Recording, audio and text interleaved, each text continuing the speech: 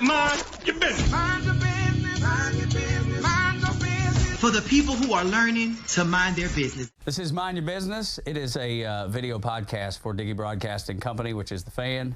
The Video hang. It's a video hang now. The video hang now. That's right. I didn't even realize that. Now that I do, though, I'm going to get it right. A video hang presented by Diggy Broadcasting, the Fan, the Braves Radio Network, and Atlanta Sports X. I'm Tug Cowart, along with Hudson Mason. Almost Hudson Mason. What am I saying? Wrong Hudson, Tug. Yeah, wrong Hudson. With Phil Hudson. The other show is with Hudson Mason, who is right now, as we speak, on the Paul Feinbaum He gets show. paid for this stuff, too. Yeah, right? I'm telling you, it's... That may come our retirement. I don't know why you wouldn't. If I could do it, anyway, that's what I say all the time. If I could do it, anybody. I sound like a hillbilly to begin with. Yep. So today we have legendary Atlanta marketing executive Steve Robinson, the former CMO of Chick-Fil-A, who is more or less responsible for turning them into a national brand. Thanks for joining us today. Thank you, Phil. You have a book, so we talked a little bit about why you came out with the book. Go ahead and tell our people of I think it's a great story. Yeah, I retired at the end of 2015, and I rolled onto the Chick-fil-A board. And in that role, I was not only out there for board meetings, but I was doing frequent mentoring sessions for new team members, new staff members, and new operators. And I was routinely telling the stories that are kind of crucial to the Chick-fil-A culture and the brand, the values of the brand, what really makes Chick-fil-A click. And about 2 years into that, I discovered these people don't know the stories. And quite frankly, in fairness to them, the reason, because they're growing so fast, I found out even then, which is now almost 2 years ago, over half the people in the office hadn't been there 5 years or more. Oh, no kidding. Because the business is absolutely booming. And that number's probably higher now. It's probably closer to 60%. So we had no written chronological biography of the brand. We had stories, this story about Truder, this story about his foundation, but nothing that, here's the macro story of Truett Cathy and the Chick-fil-A brand and what's behind the curtain, in effect. So I decided if Dan Cathy and leadership there would allow me, I was willing to write a book principally for the Chick-fil-A family. But as I got into it, it was clear that it had potential legs, no pun intended, for outside the Chick-fil-A family as well. So they not only endorsed it, they've wholeheartedly supported me. I spent almost a year and a half writing it. It is my story, it's Truett Cathy's story, and I weave our stories through the Chick-fil-A story.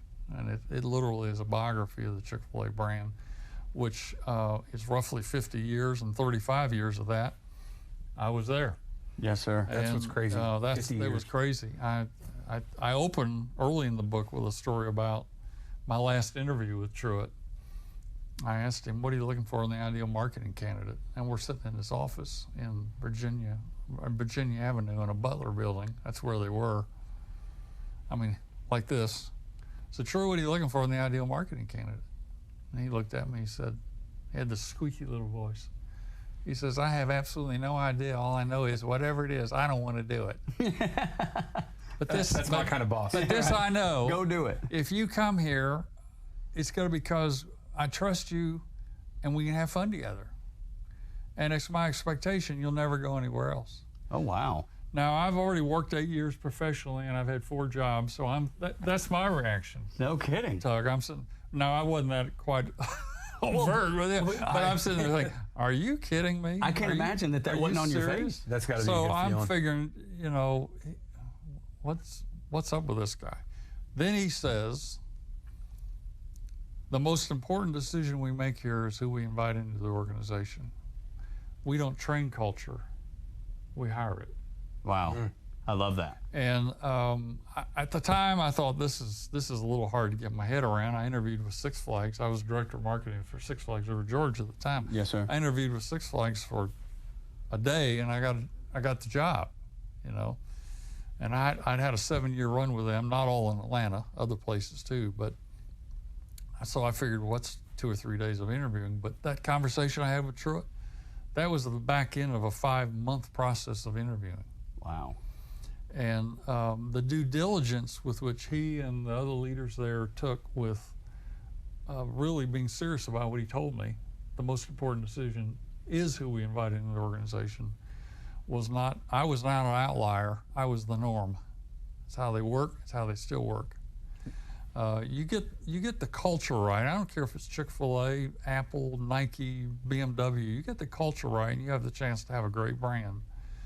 If you don't get the culture right, and you have a lot of leadership turnover, you hardly have a prayer of building a great brand. Yeah, it's almost impossible. And so what Truett gave me when he hired me, and by the way, he hired me to start the marketing department. What he gave me in 1981 was a clean slate. I didn't inherit any staff. I didn't inherit a strategy. I didn't even inherit a budget. Are you? That's what I was about to ask. Are you allowed to divulge the marketing budget? There was none. I mean, it was a clean slate. What did it grow to, though? Well, by the time millions. It grew, by the time I left, we had about 225, 230 staff members in marketing. Yeah. Wow. It really had grown to a brand development department, not just marketing. Yes, sir. And we had, I don't know how many agencies. The lead agency was the Richards Group, but we had a lot of different agencies and support contractors. So, the marketing budget, I really don't want to divulge that, but obviously it grew enough to be able to not only support local marketing through the operators, but to support national efforts, including a trip all the way eventually to the college football playoff. So it was an incredible journey. Sounds like it. But I'll never forget that opening interview.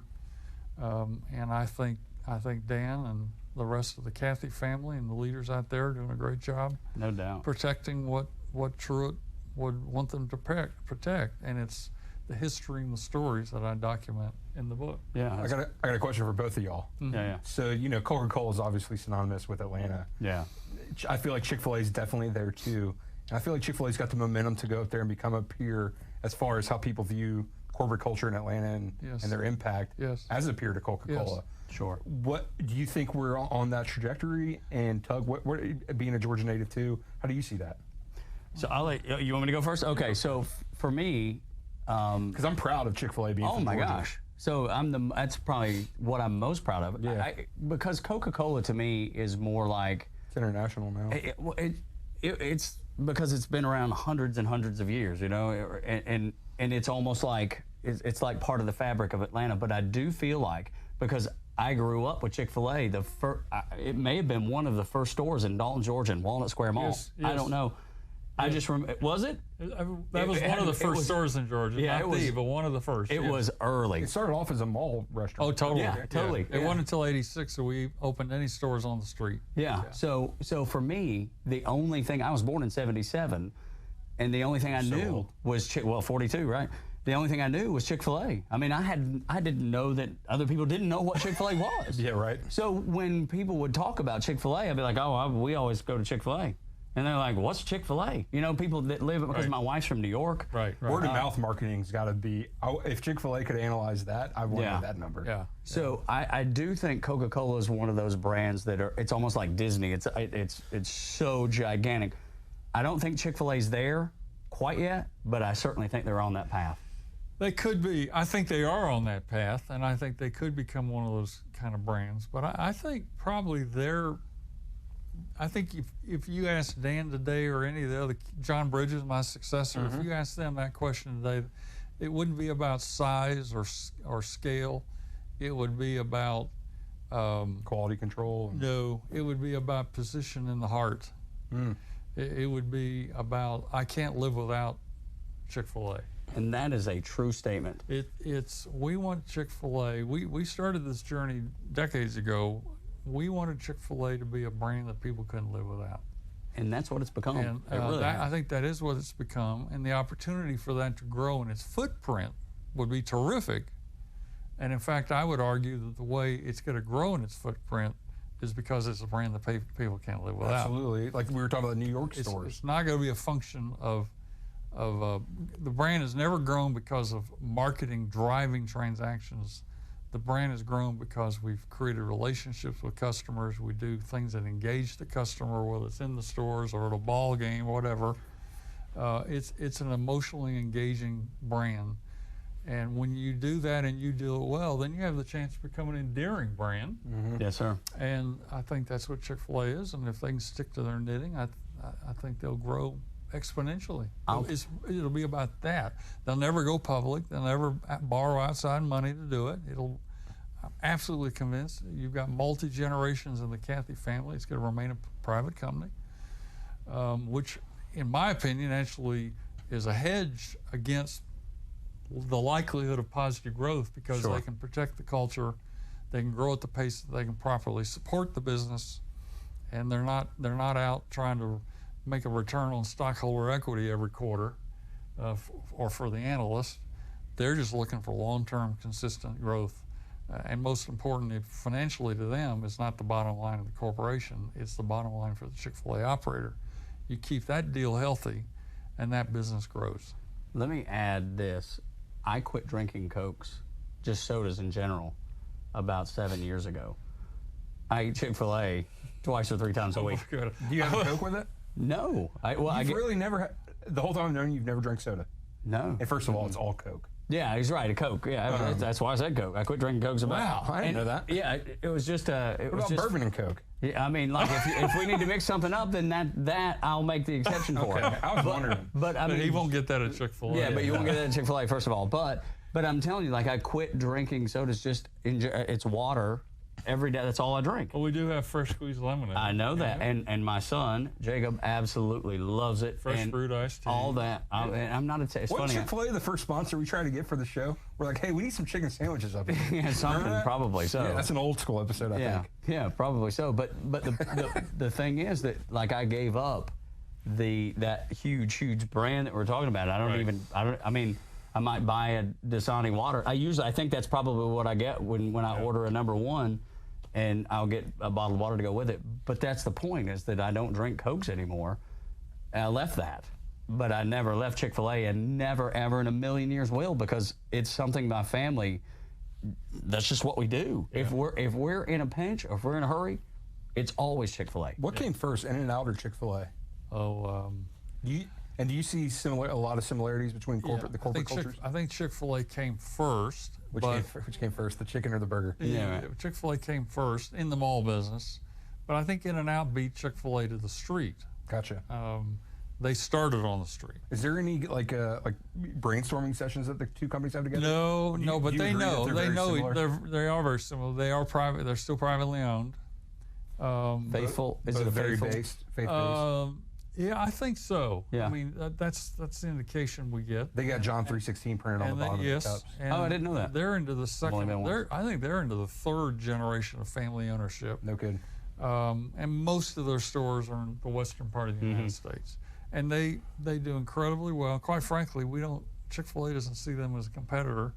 We like being right next to them. And Chick-fil-A, tell about the new accolade y'all got this week.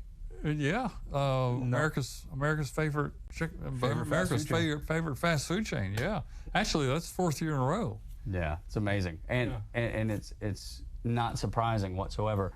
And you talk about the culture and things that separate. I think people love manners. People don't have manners anymore. You don't see politeness as you maybe once did in the United States. But I think people yearn for it. I think parents all teach their kids to use their manners. Maybe they don't enforce it. At our house, we do. And I think people are drawn to that. Yeah. And I'm sure you guys feel it too. It's the reason you do it, and it's part of the culture and who you are. But I do think that is such an appeal for people who don't, even if Chick-fil-A is not their favorite place, which I can't imagine that's the case, but even if it's not, just having people treat you with respect and use their manners, I think is enough to make people come to the store. Yeah. Well, I totally agree, Tug. The trick, of course, is doing it in every restaurant on every customer encounter. When we worked with Truett and Dan, because Truett's the one that started the passion about, let's get consistent about, initially, my pleasure. That was his, I guess you'd say, his calling card. Let's get my pleasure into the habit of every customer interaction. They say thank you, we say my pleasure. Well, it took several years for everybody to get it in our thick skulls. He was serious about it. The challenge, even back then, this was back in the mid-2000s, is we had something like 50,000 team members out in these restaurants then. And what year did you say this was?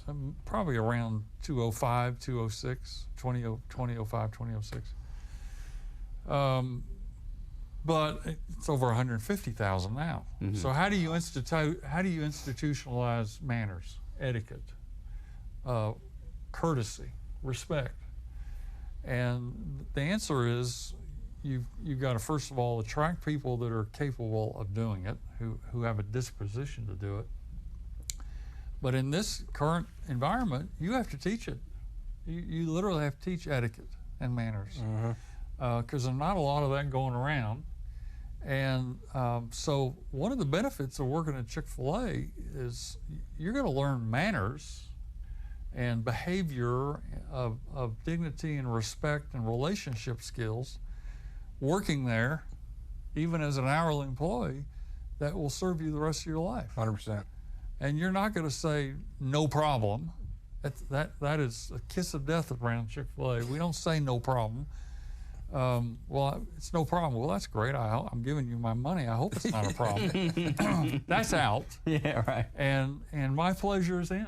Yeah. And that led to all kinds of, which I discuss in the book, of development of specific behaviors, training programs to support those behaviors, measurement systems around team member performance and delivery of those measures, and then eventually even technology to make that behavior work outside with face-to-face ordering, iPad ordering out on the drive-through line, so that the experience inside can still be activated outside, because over 60% of the business now is going through in a car.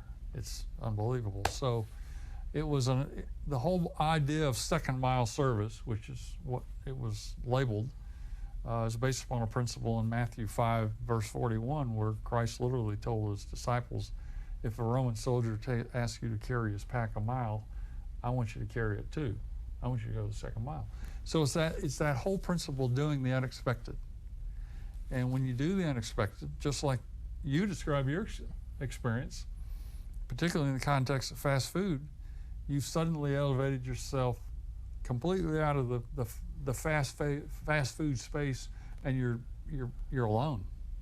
Yeah, there's nobody that you can do anything to compare. And so that's part of the Chick-fil-A story is the different things that have happened over the decades to keep putting Chick-fil-A in a unique position that is defensible, and even the second mile service is an example. We couldn't do it if we didn't have Chick-fil-A operators running these restaurants.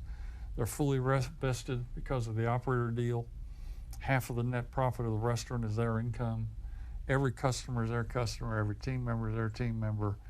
So that's why they have such an incentive to get those lines moving. They are totally engaged, and they attract better talent. They keep their talent longer.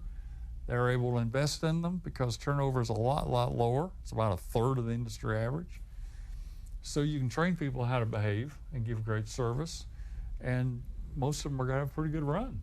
That's exactly right. And so the customer, all that means the customer has a better experience. So I always wanted to know, you don't see it so much anymore, but you used to see the lines backing up to the point where they would go out in the street, and now you got the operators who figured out the maze in the parking lot to get you through it. Do municipalities ever call you and be like, look, you've got to get this off the street? And then at the same time, it's like, I'm sorry, we make pretty good food. Well, occasionally, but how does that work? The design, first of all, the design and construction department at Chick-fil-A do an incredible job of working with local municipalities on proper zoning, egress. The stores are designed for the proper, not only flow inside, but the proper flow outside. Now the stores, there's more invested in the technology in the back of these stores than there is in kitchen equipment. Wow. For that very reason. To run the technology that you see at the front counter as well as you see out in the drive-through. I mean, you got people taking orders, taking payment, and you get the drive-through and your order's already waiting on you and it's correct. Well, how do they do that? Yeah, seriously. Well, most people can't. It's driven by incredible software engineering, it's all supported by a secure commercial grade hi-fi network. So it's that kind of stuff that helps, to your question, that helps move the lines along. The average Chick-fil-A operator is probably running 100 to 120 cars an hour through. It's crazy how fast you can push through. Yeah. So their weights are incredibly reasonable. The line looks long, but they're really very quick. Yeah, to get through there. They're amazing. Yeah, I want to go back to people again just for a minute. We're talking with Steve Robinson in his book. It's called Covert Cows and Chick-fil-A, How Faith, Cows, and Chicken Built a Historic Brand, an iconic brand. Going back to Walnut Square Mall, where I grew up, in Dalton, and that being the location that a bunch of the high school kids worked. And the big thing was not how great the food was, because it was great and everybody agreed with that, but it was the education opportunity. Yeah. That was, because in Dalton, Georgia, there's nothing there but carpet mills. Right. And there's oftentimes not a lot of opportunity to get that help with education. And if I remember correctly, and I don't know if it's still this way, there was a partnership with Berry College. Well, there's several scholarship programs now.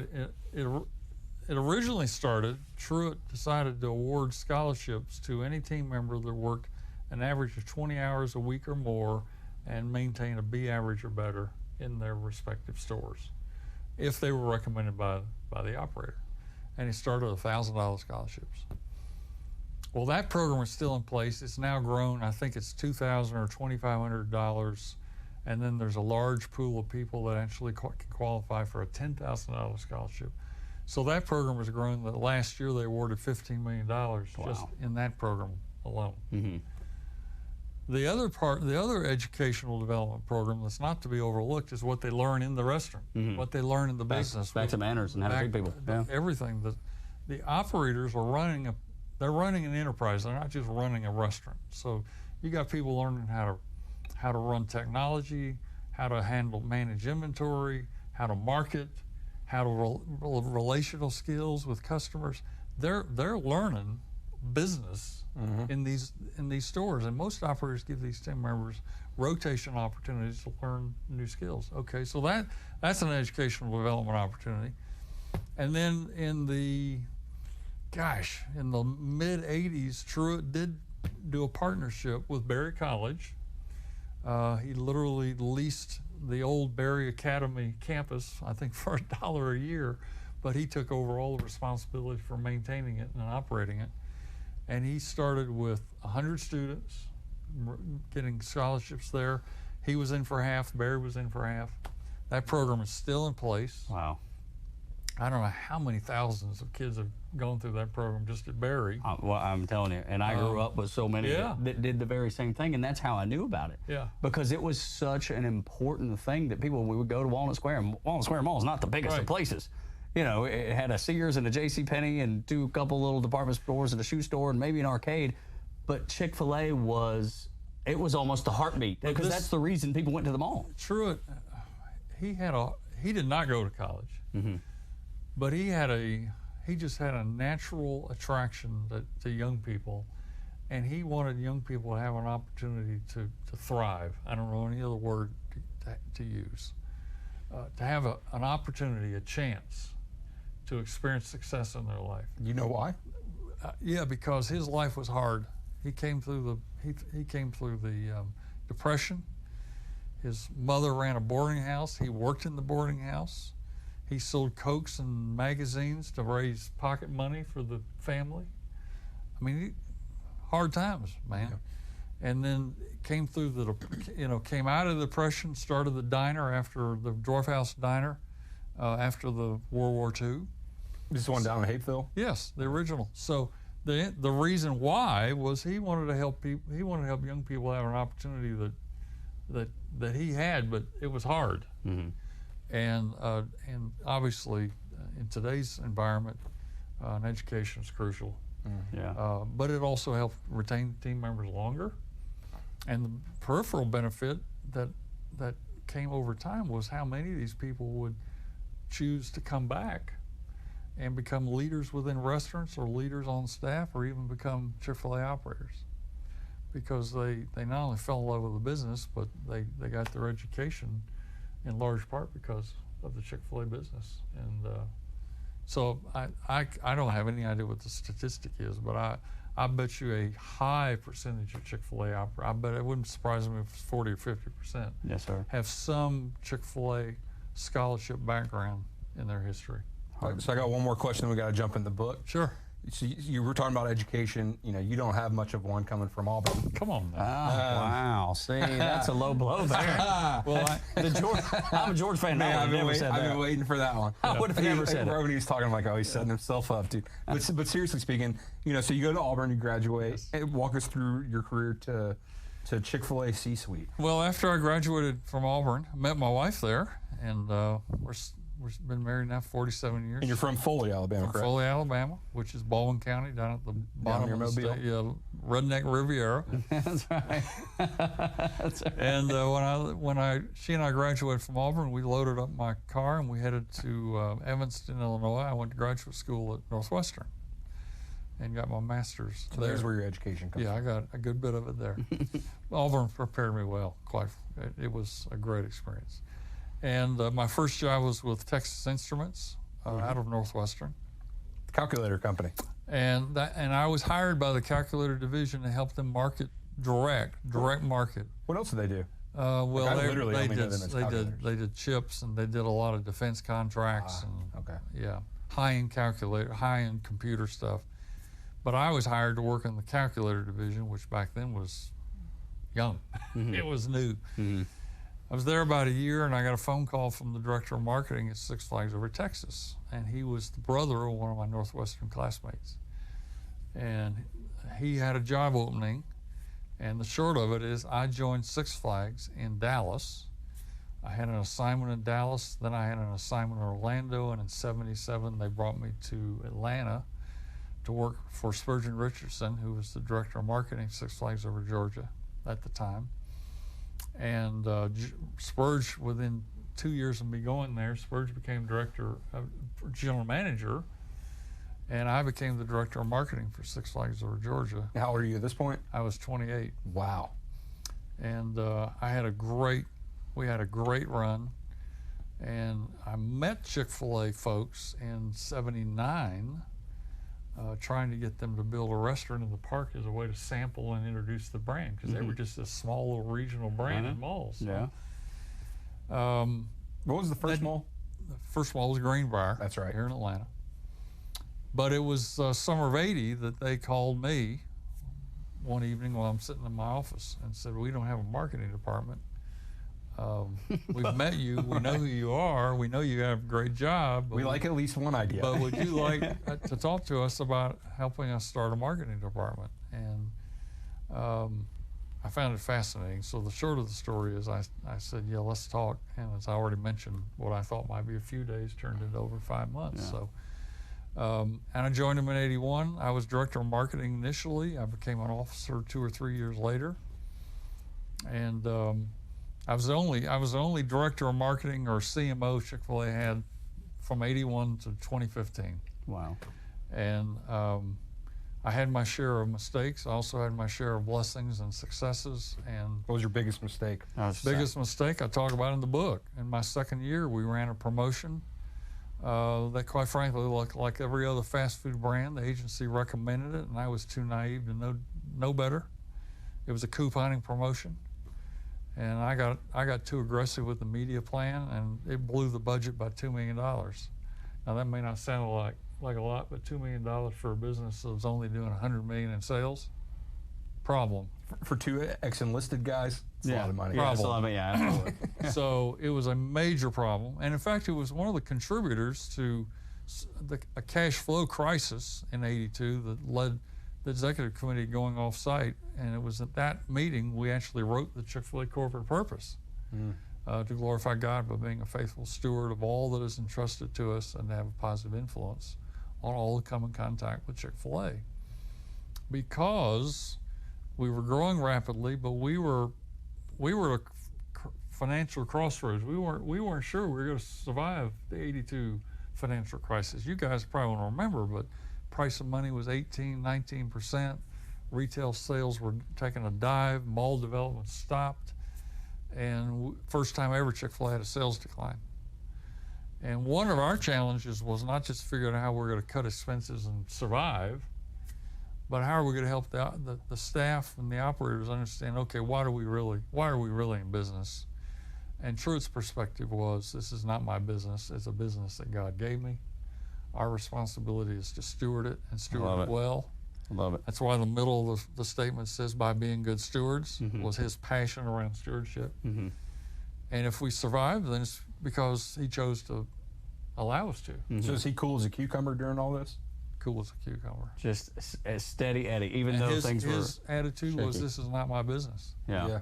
If Now, I don't want to lose it, but if it happens we lose it, then it wasn't mine to lose.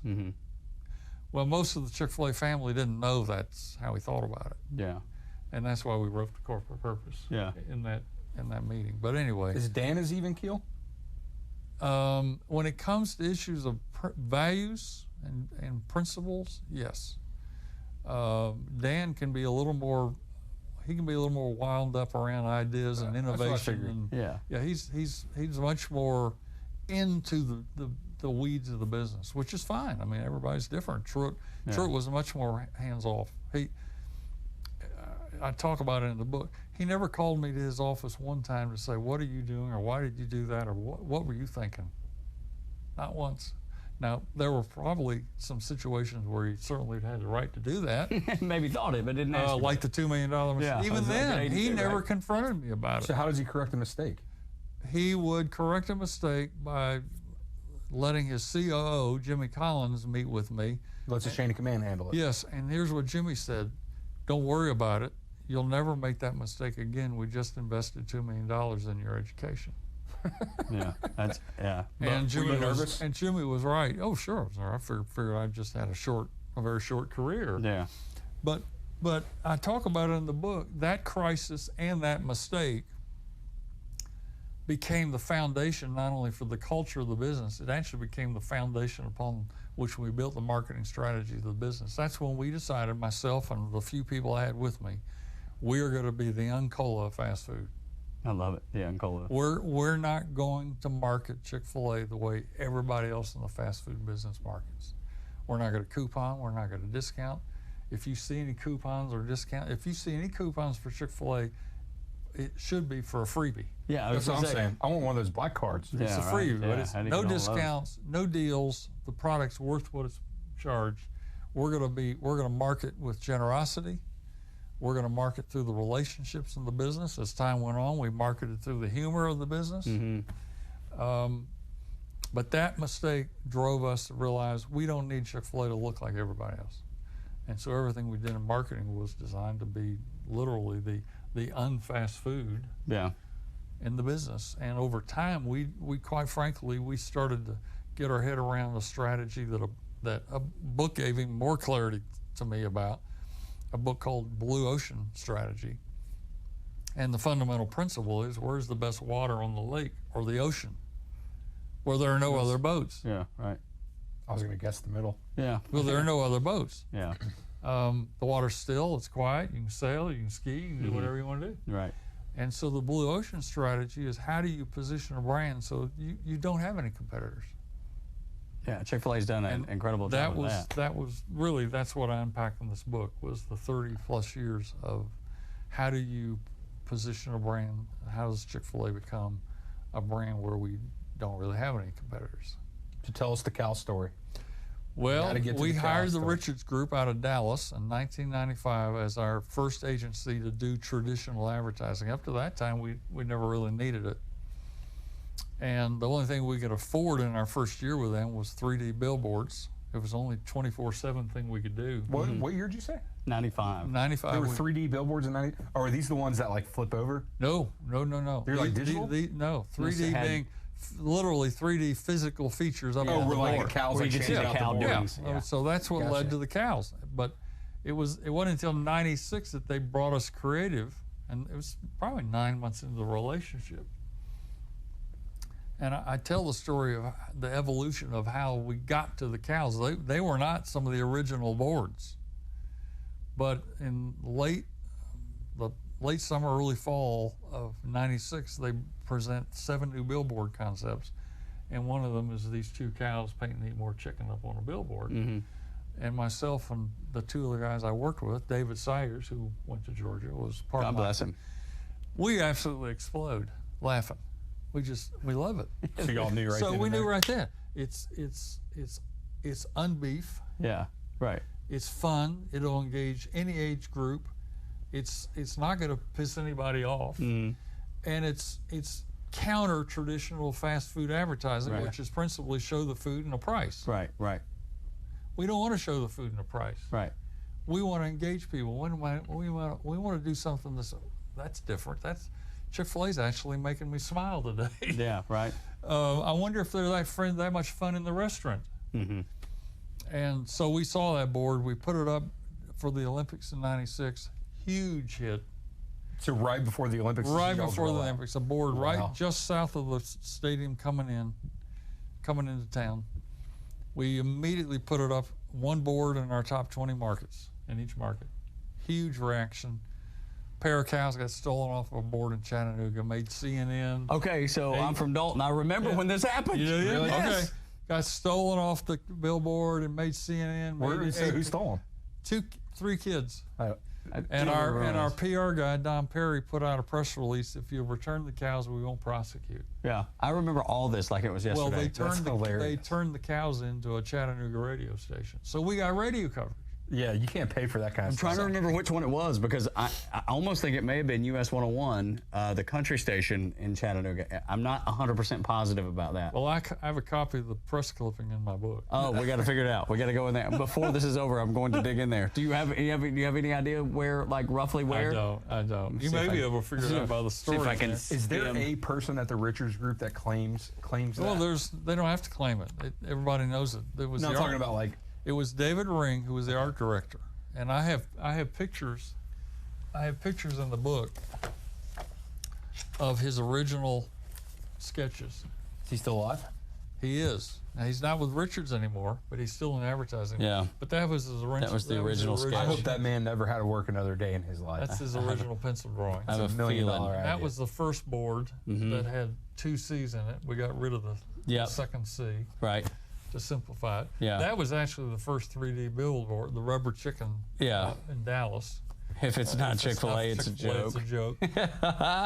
And then Turner Field. And then Turner Field. I remember and it's the same cow. It's the same cow made the move. Yeah, that came up. I remember when they were making the move over here to SunTrust Park, and they had him all covered up. Sure. And it was a big goof. Somebody's taking the cow. It was a news story. Yeah. It was. That was so good. Everything Chick-fil-A does is a news story now. That's the beauty of it. Is Atlanta Chick-fil-A's biggest market? That's right, yeah. Oh, yeah. Okay. Yeah, I think there's probably over 150 restaurants here now. And I know this is in the book, but tell us a little bit about how Chick-fil-A got into sports marketing.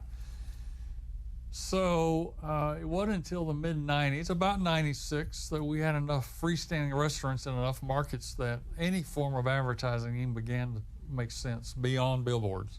In other words, television or something like that.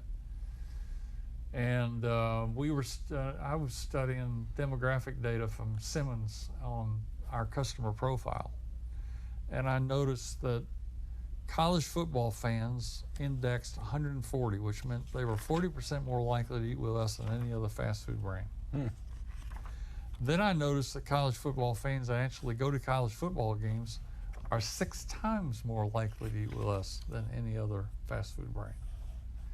Well, it was not just associated with income and education.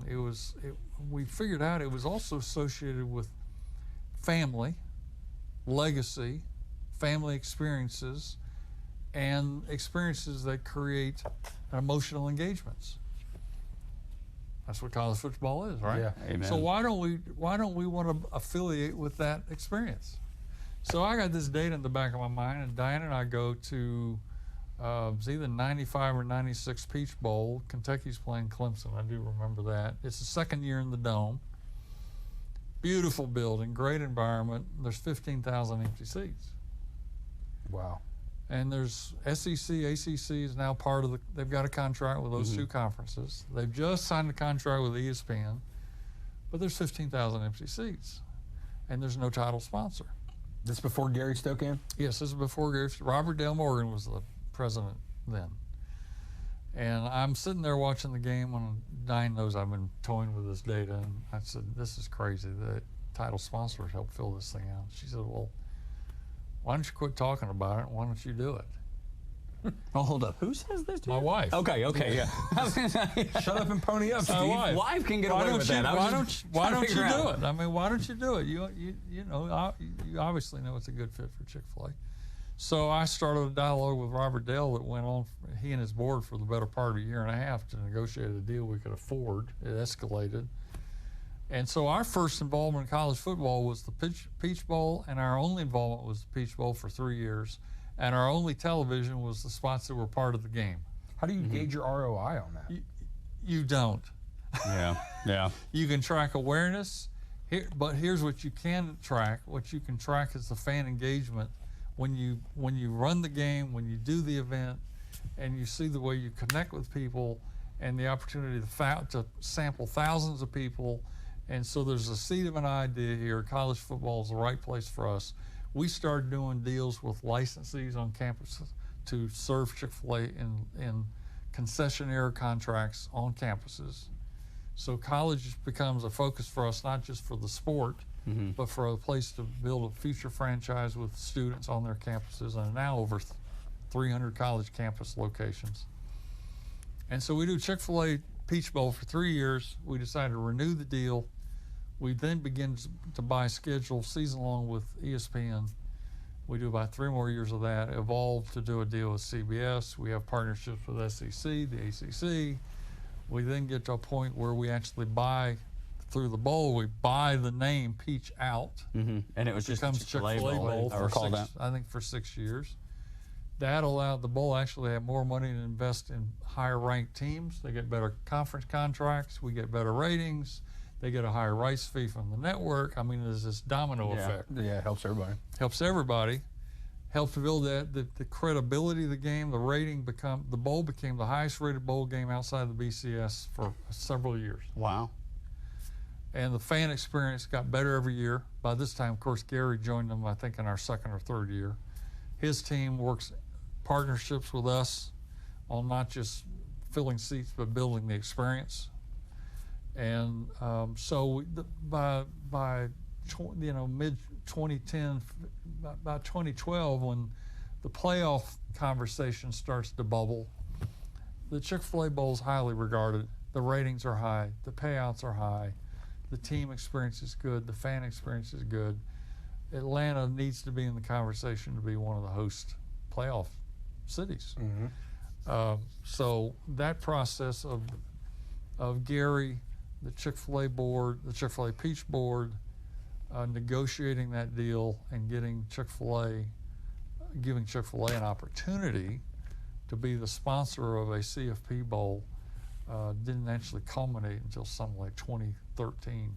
Oh, wow. And I won't get into the weeds, but the net of that is that migrated where Chick-fil-A did the deal for the bowl with ESPN, because the bowl sold all the rights to the CFP, who turned around and sold all the rights to ESPN. Yep. So suddenly ESPN owns like 32 out of So 30. suddenly they own 7 bowl games. The network owns 7 CFP bowl games, and we were having to negotiate our deal with them. And we got that deal done in 2013. It's significant. I won't give you the number, but it significantly elevated Chick-fil-A's financial commitment. See, this is what drives me crazy about private companies. Yeah. Public company, I'd be like, I don't need your number, dude. Yeah. I'll go look it up. Yeah, you can look it up. Let's just say it was a multiple X I'm sure. increase. Yeah. And so we went from basically college football viewership that was heavy in the Sun Belt.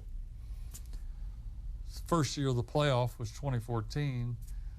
300 million people watched the first 7 CFP games that year. Something like 200 million net. And the first one was New Year's Eve, right? New Year's Eve. Eve. Right before the countdown. We had our bowl game. The Chick-fil-A Peach Bowl was part of the New Year's Six. We were not in the playoff cycle the first year. The Rose Bowl was. We had our bowl game. I get on a plane and I go to the Rose Bowl. And Chick-fil-A's a sponsor out there, and I walk out there on the field, and there's our logo on both end zones. Our team has activated the Chick-fil-A brand out in the fan activation events area, thousands and thousands of people. I don't remember who was playing in the game. It wasn't Auburn, but yeah, I don't remember that. I would remember that. But I turned to John Bridges, who was going to be my successor the next year, and I said, well, we're on the verge of being a national brand. So at that point, without question, and sales took off. So to your question about how do you know if it works, we went into December with about an 8% sales increase. We came out of January with an 11% sales increase. The only thing that changed was the visibility of college football through the CFP.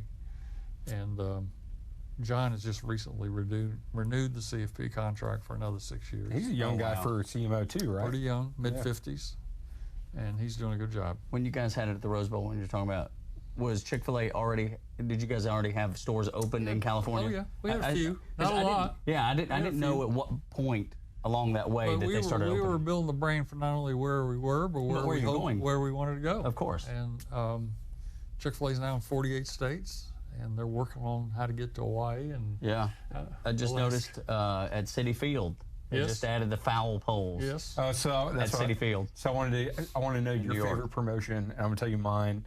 It's the foul shot at the Hawks games. Yeah. So I go to this Hawks game, and we're getting thrashed. Like I forget, we're down. We'll call it 20 points in the fourth quarter, and so the excitement for the team is dead. And then Chick-fil-A runs a promotion during the Hawks games. Where if the visiting team misses both free throws, then it's a free chicken sandwich the next day at Chick-fil-A. And so when the opponent goes up to the line, first shot, nothing. But if they miss, dude, it is on your feet. Yeah. Everyone is going nuts. It's like we're in the finals. Right. It's like, what in the heck? It's just a $250 sandwich. What are you guys wigging out about? Doesn't matter. Parking costs $40 here. It doesn't matter. Like, what are you guys doing? But man, people, it's the point. It's hilarious. Right. It's so they call it the foul shot. Right. So what's your favorite? Like, what's the funniest? Well, I think my favorite was the first foul pole creative we did was in Houston. Houston, yeah, at Minute Maid Field. How the heck do you know that? I don't know. And the reason I loved it was not only it was the first, but then 2 years ago when they made the World Series, those foul poles were on the World Series broadcast. I don't know, I don't know how many times. I mean, it's just, and there again, national brand exposure.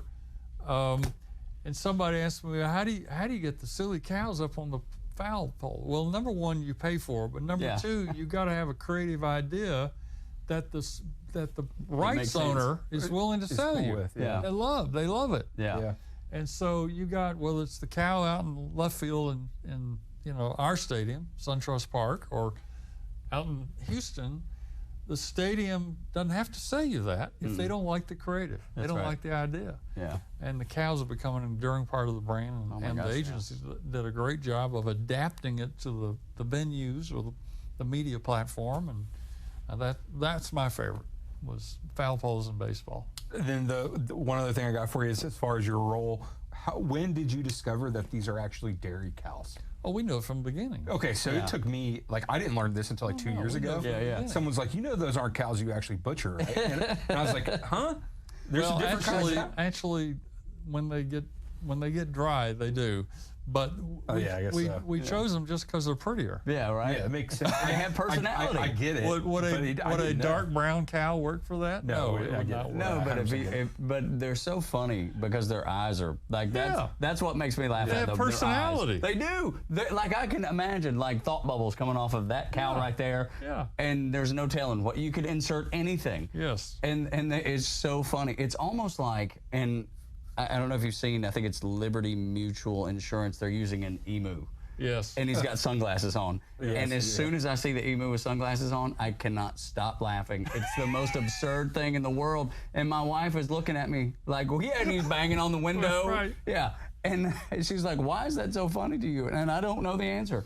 I see that emu. Here's what I've always found fascinating in marketing is how many brands can have an iconic campaign and walk away from it. Yeah. Yep. Right.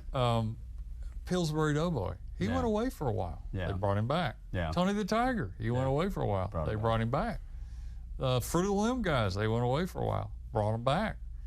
I mean, really, when you have something that is an instant identification, iconic identification, that's Fruit of the Loom, or that's Aflac. Aflac.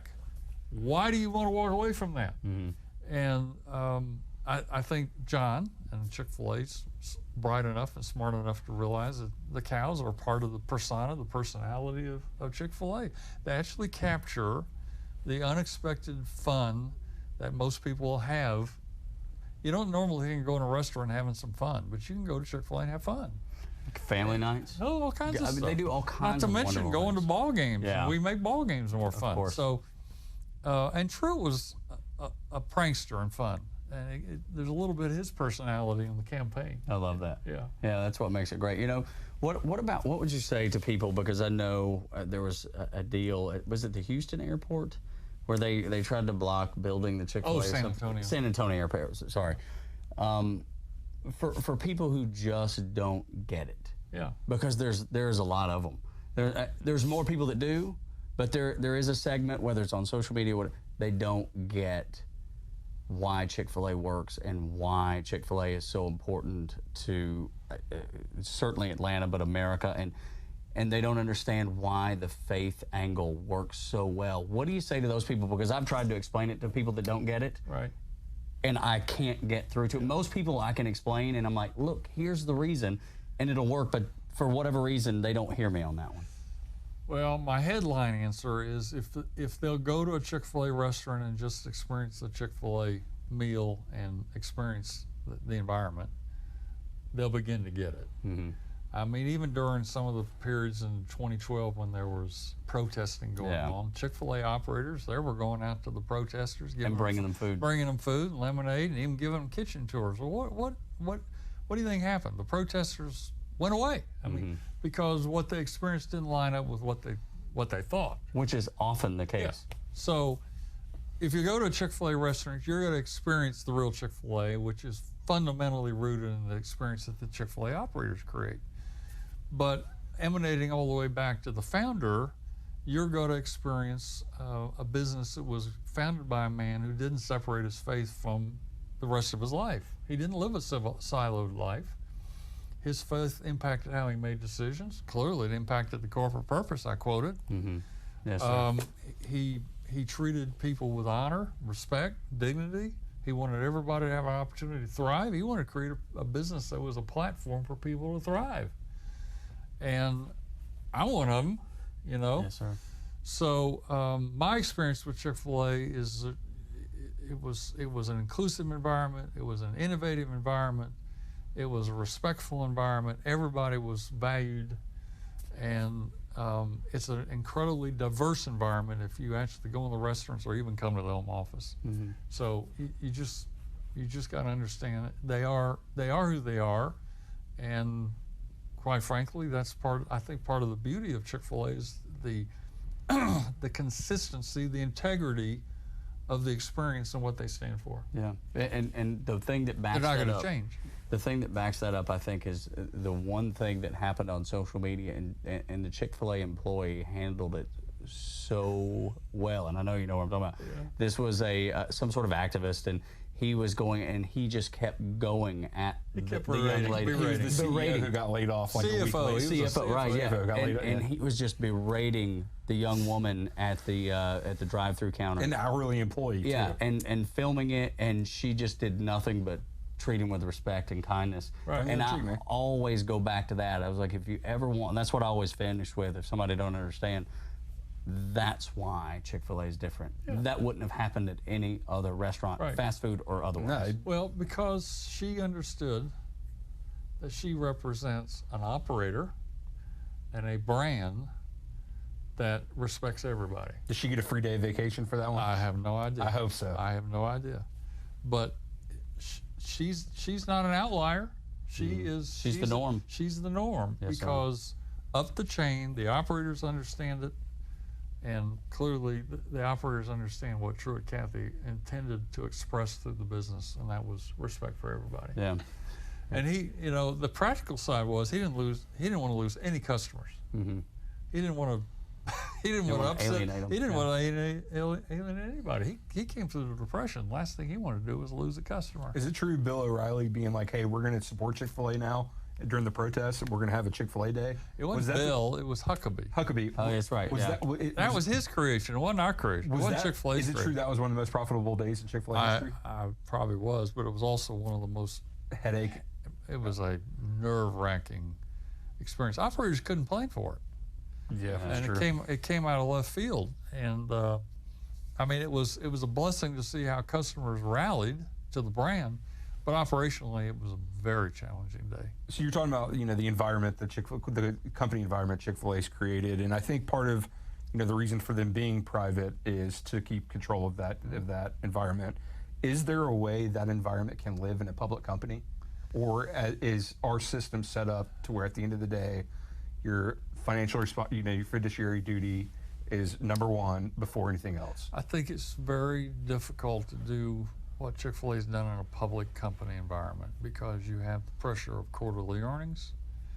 With that comes more media scrutiny. Because you're a public company, your financial records are public. Like you said, I can go look it up. It's just more difficult. And you have this incredible amount of turnover in leadership in most public companies, CEOs, CMOs, CFOs. And so to sustain a clear purpose like Chick-fil-A has, sustain clear values, and to be able to teach those and embed those through multi-decades of staff and team members, very difficult. Now, that said, there are public companies who I'm amazed do as well as they do. I mean, I think... You talking about company culture-wise? Culture-wise. I think cultures like Nike and Apple and BMW and Harley-Davidson, they have maintained, even with the leadership changes, they've maintained a clarity about their values, their purpose, particularly their customer promise, their brand promise. And so they have maintained some consistency down through the years of what they stand for. But they still have the public's pressure of quarterly report, quarterly earnings. Yeah, there's no getting around that. And the media scrutiny of everything they do. So you think kind of the only way to keep it is stay private? Oh, there's no question. So I think if they went public, I think the brand would probably suffer greatly. I think it would suffer greatly. Have you ever seen the show The Profit with Marcus Leones or something like that? Comes on after Shark Tank, but anyway, basically the guy goes into small mom and pop shops and tries to help them turn the business around. Long story short, one of the stats that I took away from it was I think it's you have your first generation that establishes a company, they do pretty well. The second generation I think has a 50% chance of ruining that business, and then the third generation is like above 90% that they're going to ruin it. So for all these people who are emotionally invested in Chick-fil-A, like we all love it. How does that look going forward? Like we get it. Dan is, it's kind of a spitting image of his dad, sort of. A little more hard nosed, I would say, hard line. But still, at the end of the day, he's going to fight. He's going to fight for those, and he's going to captain the ship. We know some of his kids now have also taken hold of that and are working in the company.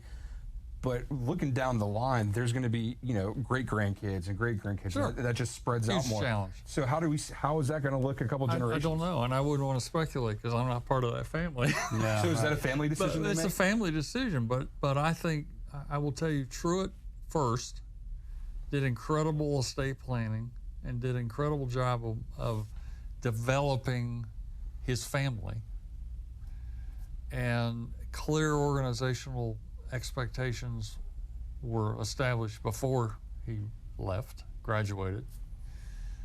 Gen 2, which is Dan's generation, he and his brother and his sister, clearly fully committed to the business, got good family structure. Gen 3, there's 12 of them, they're kids, and most of them, not all of them, but most of them are engaged in the business either on the staff or even being Chick-fil-A operators. I think the potential for Chick-fil-A is very, very encouraging.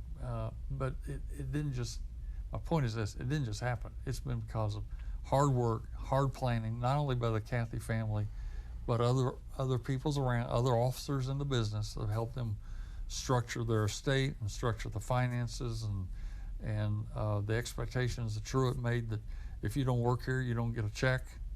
And so if you want to derive value from Chick-fil-A, you got to give value back. Yes, sir. I like it. So you got to be an operator or staff member. You're not going to collect a big check every month just because your name's Kathy.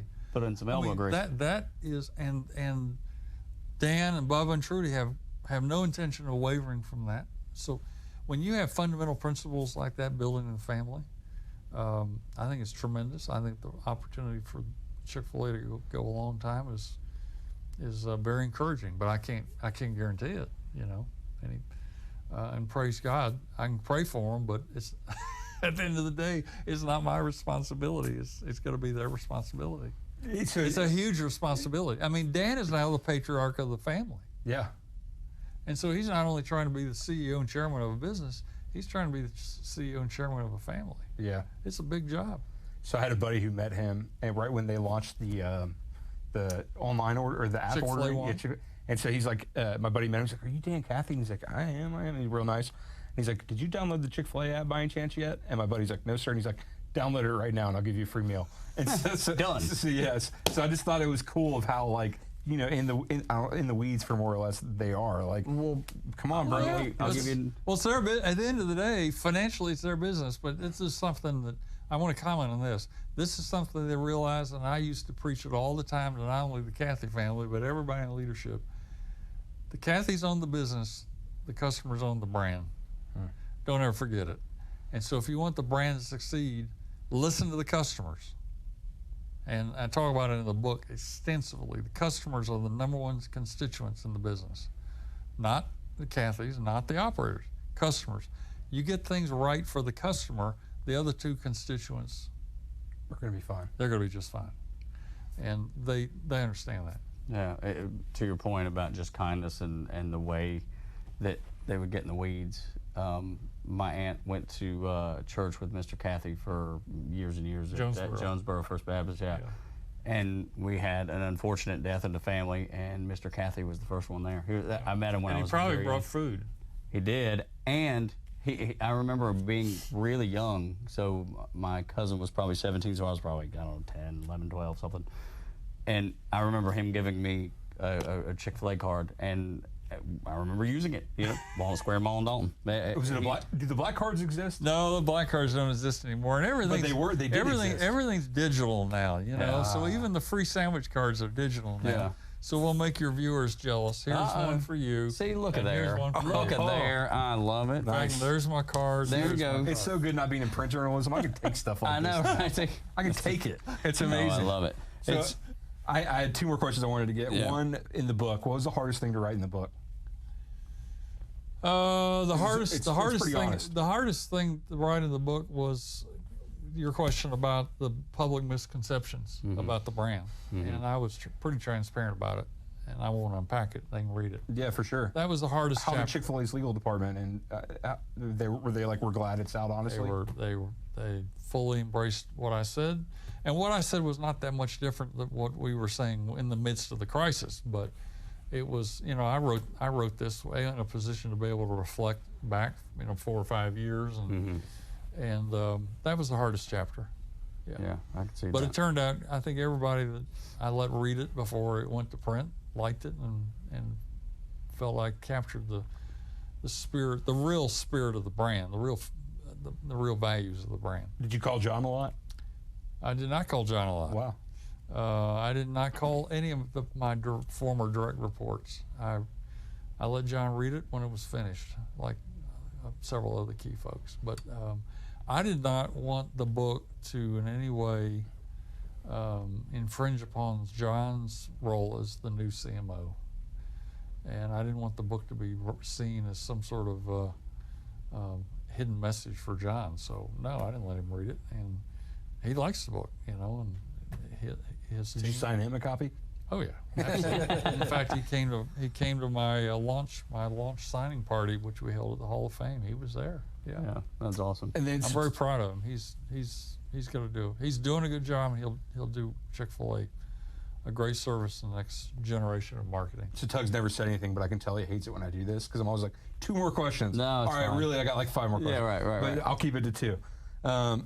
So how often did you eat Chick? So I got the privilege of going down to Chick-fil-A's headquarters once, and I always tell people it's basically Atlanta's Googleplex. Like it's a proper campus of different things that people can do. So what was kind of one of your favorite things there? And when I was there, I noticed how many employees were lined up at the salad bar, and then on the side they have your fried chicken, and you can get a fillet of the chicken. And I'm like, why is this the afterthought? And then I'm like, oh, because you're eating fried chicken every single day. You're gonna look like Phil pretty quick. And so, a handsome devil. Yeah, you're incredibly handsome. So I was wondering, how often did you eat fried Chick-Fil-A chicken? I ate the Chick-fil-A filet virtually every day. Usually not on a sandwich. Usually either by itself with other veggies or on a salad. I absolutely love Chick-fil-A chicken. But then, I never get tired of it. So they're going healthy with the salad bar, but then there's a line at the milkshake machine. Yeah. And the ice cream machine. I mean, I used to get ice cream almost every day. Yeah, there you go. And then the last thing I got for you is one of my favorite things is in the Atlanta airport, because I think it's Atlanta so well, and it's like two iconic Atlanta brands at the same area. It's y'all and the Varsity. Yes. Who thought of that? Well, the concessionaire made that choice. No kidding. Yeah, whoever that partner is. And is that a hard conversation to have? Like, not a hard conversation to have. What are the kind of thoughts that go into that when you're partnering with another brand? Well, we don't partner with Varsity. We're partnering with host properties or whoever is running, whoever the concessionaire is running the food service in that site. And in the case of Atlanta Airport, they have multiple concessionaires. So Terminal A concessionaire may not be the same one that's running C or E. So our licensee group is working with some of the major concessionaire companies around the world to be in airports and college campuses. And at the end of the day, where the Chick-fil-A brand goes is up to the concessionaire. But Chick-fil-A does have veto power if we feel it's an inappropriate location or for some reason doesn't fit the environment, doesn't fit whatever. But that's not a problem, because they want the highest visibility location possible for Chick-fil-A, because they know it's going to be a high volume brand. Yeah. They're not going to hide it. They want it very visible. Yeah. So first international country. Well, Chick-fil-A's in it.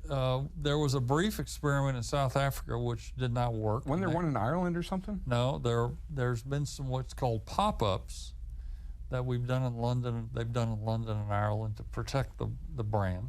What do you mean to protect the brand? The trademark. Gotcha. So when they eventually do go there, they still have the trademark. That makes sense. And you can't protect the trademark in some of the countries if you don't actually sell something. Activate it. Yeah. Mm-hmm. The only existing active international outlet is in Canada, Calgary. Y'all are going to kill it in China. And they're working on more deals in Canada. There is exploration work going on in Asia and in London. I lived in China for a while, and I saw KFCs everywhere, and I was like, this is the weirdest thing in the world. They love fried chicken. Yeah. Love some fried chicken in Asia. I'm going to piggyback on your Varsity and go to the Waffle House connection and the fact that Waffle House used to sell Chick-fil-A sandwiches. No way. And in the Waffle House Museum here in town, there's actually a section dedicated to Truett and Chick-fil-A. So you used to be able to get chicken and waffles at Waffle House. Yeah. Truett, when he created the Chick-fil-A sandwich, he sold it in obviously the Dwarf House, but he initially licensed the product to other restaurants. And I think he initially did 50 deals. And Waffle House was one of those outlets. The Atlanta Stadium was one of those outlets. Mm-hmm. And it wasn't a matter of a year or two, and he realized he made a mistake because he lost control of the quality of the product. And apparently he had clauses in the deal, good for him, that allowed him to terminate those agreements and get out of them. And it was his sister who said, don't give up on that. We need food in the mall. She had a card shop at Greenbrier Mall. She was the one who told him to get in the mall. Yeah. She's the one, you need to come, Greenbrier Mall, first one in the city. Why don't you come, we need some walk-around food. Mm-hmm. And that's how we ended up doing a deal in Greenbrier Mall, was at the urging of his sister. Yeah, how about that? And the thing, less than 400 square feet, it did almost $200,000 in 1967 dollars. Yeah, that's probably millions today. He realized, okay, this dog will hunt. Yeah, right. And he did another deal down in down in, I think it was, Brunswick. No, not Brunswick. Somewhere down on the Georgia coast. Might have been Brunswick or Savannah. And Oglethorpe Mall, Savannah. It took off, and that's when he realized, okay, I got something here. Yeah. And that's when they started going after more mall deals. And there you go. for their first 14, 15 years, all they did was malls. Yeah. Yeah. It was good growing up and having Chick-fil-A at Walnut Square, because, like I said, that was the reason to go to the mall. The first time I had it, they gave it to my school for free. Yeah, so I remember being at the mall, and it was a lot like the Chinese and Japanese or Asian-based restaurants will give you the samples. They did the same thing with chicken nuggets and chopped up. Yeah. I remember that like I used to go hit those up. We didn't discount it, just give it away. Yeah, that's right, dude. I love it. It's last thing I got for you. Where can we get the book? The book is available at Barnes & Nobles if you want to go to a store, or you can buy it online from multiple resources, including Amazon. You can buy it hard copy, or you can buy it audio at Amazon. Do you read it? Do I read it? Yeah, are you the audio version? I do not read the audio version. Did they have that conversation? Oh, yeah. They gave me the opportunity. Why did you say no? Because it meant I had to go to Nashville for a week and sit in the studio. And read. And why? plus... That's it. Why Nashville? I don't know. We could do that for you. Well, that's where the publisher was. And so... we can do that here anytime. They gave me the choice of 3 voice talents who were all very good, and I picked one, and he did a great job, and so it's not my voice. Okay. There you go. I always wonder how that works. But it's my words. There you go. I love it. It's a great book. So thanks for giving us a copy. Well, thanks for coming by thank you. Thank you. I enjoyed our time. I hope your listeners not only enjoyed our visit, but they'll go out and get the book. Absolutely. Steve Robinson, he's the former CMO at Chick-fil-A. Covert Cows and Chick-fil-A, how faith, cows, and chicken built an iconic brand, and it's certainly that. God bless you, sir. Thank you. Continued success. Well, thank you very much. Absolutely. I need more chicken. That's right, More absolutely. chicken. This is the podcast for The Fan and Atlanta Sports X, the Braves Radio Network here. And at I am Hudson Broadcasting. Mason. He is not Hudson Mason. He is Phil Hudson. I'm Tug Cowart. This is called Mind Your Business, presented by SR Homes, a builder focused on you. Find them at srhomes.com. At SR Homes, our end goal is to create a home that's unique to you, one that you and your family will enjoy for years to come.